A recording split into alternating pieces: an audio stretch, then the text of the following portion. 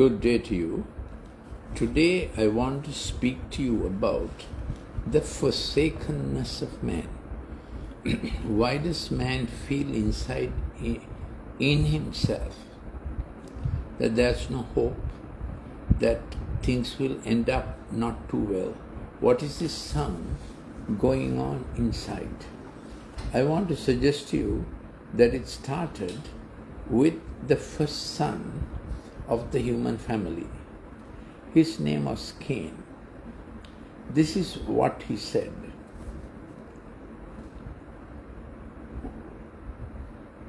He said, I do not know. Am I my brother's keeper? He in fact destroyed his brother, and when questioned, he was nonchalant and said, I am not my brother's keeper. So this forsakenness of man and this loving or denying that your brother's welfare is your welfare takes people into all kinds of sad situations. We know the law of reaping what we sow.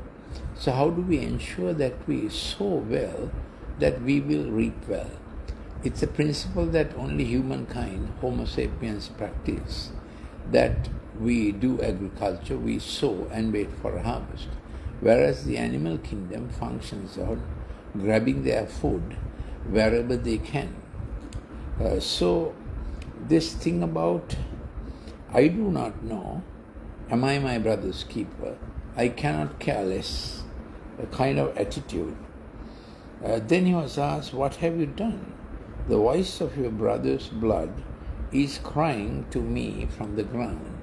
So in our disturbed relationships, broken relationships, the hurt voice, the voice of injustice cries against us, inside us also. So we become people who are against ourselves, and we do things that come back on our head and against us. Now we ought to be wiser, but then we do unwise things, counterproductive things that give us bad returns. So it comes back on our own head when we do things like that. So he was told, the blood of your brother is crying out against you. Now you are cursed from the ground. The word cursed means diminished. Whatever you do, so man has this thing about the shortfall inside him, and he feels the shortfall. He feels he was capable of much more, which is true. But what he is here way down. And when you feel the shortfall, you try all kinds of sometimes ridiculous, sometimes reckless, perilous pursuits to get to the height you feel you ought to have. Get to the visibility that you feel you ought to have.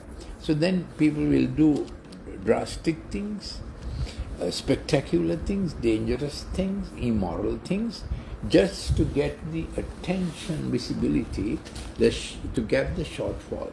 Others, of course, will go for power play in different ways.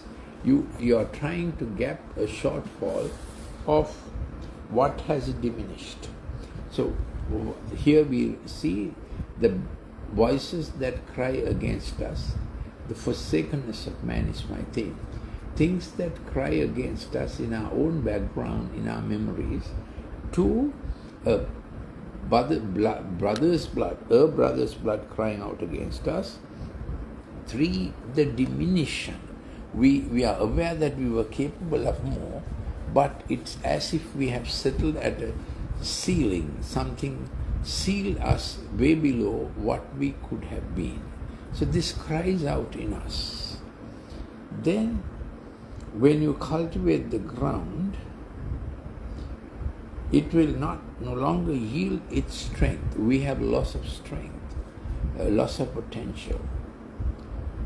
You will be a vagrant and a wanderer on the earth. So one who does not know where he is going, no certain place, no aimless, and also as if something from behind you is pursuing you and you're fleeing.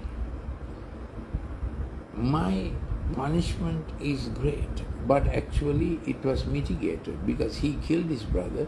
He did not get just desserts. I am driven out. So you have this driven sense. So people are driven by ambitions, driven by different exigencies. So they are on a path of reckless abandonment. Some people take a fast, furious pace, and they get on in pursuits that take a toll on their family, take a toll on their character, take a toll on their health.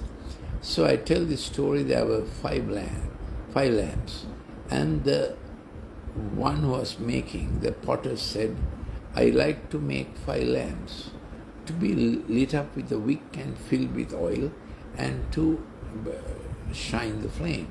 First lamp said, very good idea, I want to be the biggest ever. Then the potter said, no, my idea is not, it's not the lamp that has to be big, but the flame has to be bright. He said, no, I want it my way. And so he became a big lamp with a small flame, and no one wanted to have it because it was so difficult shifting it. Second one said, good idea, I want to be a lamp. Thank you for suggesting it. I want to burn as fast as possible and be the cynosure of all eyes. Then the great wise one said, no, that's not the way lamps burn. You fill your oil and save your wick and give your lamp, and you should shine for long as possible. He said, no, I want to be fast and furious, very forward always. So he just burnt himself out, and very soon he was all smoke. The third lamp, the maker said, I want to make a lamp. And he said, very good, I want to be that lamp. But I want to tell you, I can't be in one place. I want to go from place to place. Then the maker said, no, the purpose of a lamp is being in one place. No, I want to go wherever I want to be. So he was made like that, and he wouldn't wait in one place. He goes here, he goes there, because his mobility and visibility was more important to him than shining the light. And he hit something, he leaked a little here, cracked a little here. In no time he was also all smoke, no light. The fourth lamp, the maker said, I want to make your lamp. He said, very good idea. Only thing, I can't work with any other people. My lamp will be the brightest, the best. I'm like that. I'll do it on my own. Then the maker said, no, you need help. Wick has to be clean, oil has to be filled, you have to receive from others, and two together would give better light. He said, no, I do it all alone. So his will prevailed. He did it all alone, and soon his wick became very charred and full of black, and the oil began to get less and less, and he was more smoke than light. Got it? The fifth and final lamp said, Maker, you do it your way. And he burned bright for a long time. So that's a little parable of what happens to people. So we are looking at this sense of forsakenness and driven nature. That's where we were. And this says, I shall be driven from the face of the ground, and I will be hidden, and I will be a vagrant and a wanderer on the earth, and whoever finds me will threaten me. So man feels a threat, and he gets armed because he feels intimidation.